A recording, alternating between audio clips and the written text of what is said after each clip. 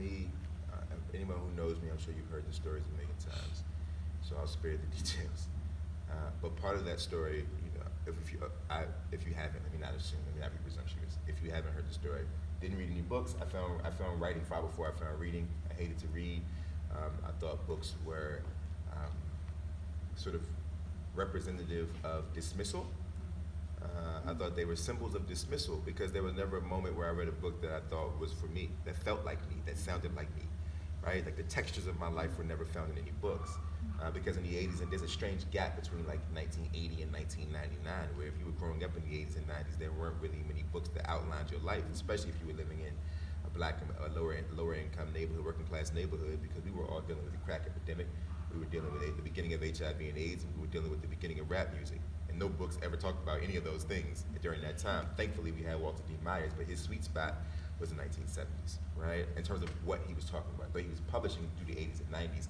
His sweet spot in terms of subject matter was the 1970s, because that was his heyday, is when he was coming up.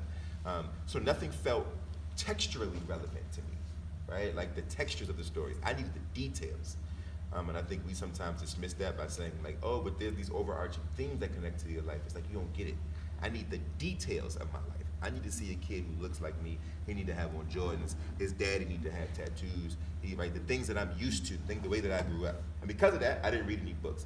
What I did have, though, fortunately for me, was rap music. It saved my life. I'm always going to be a champion of it. I don't care what nobody thinks. I don't care how complex and complicated and problematic it is. I will always, always, always be an advocate for that music because it changed and it saved my life and a whole generation of kids like me.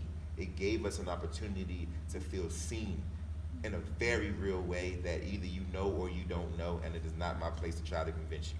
But it is the truth. It's the way that people felt about Dylan. It's the way that people felt about the Stones and the Beatles. It's the way my mom felt about all of Motown, right? It made us feel like we were important, and they had the biggest megaphone, and it ended up changing the world. I used to read rap lyrics. I discovered poetry when I was 10 years old. My grandmother died. When my grandmother died, I realized that I couldn't. It was the first time I heard my mother cry. And everybody in this room, especially the adults in the room, you know how strange it is the first time that you experience your mother crying. It is an awkward and funny feeling that you can't really explain.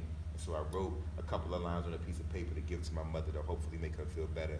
And she printed the lines on the funeral program, and all my family got to read it. And it was the first time that I realized that language had power.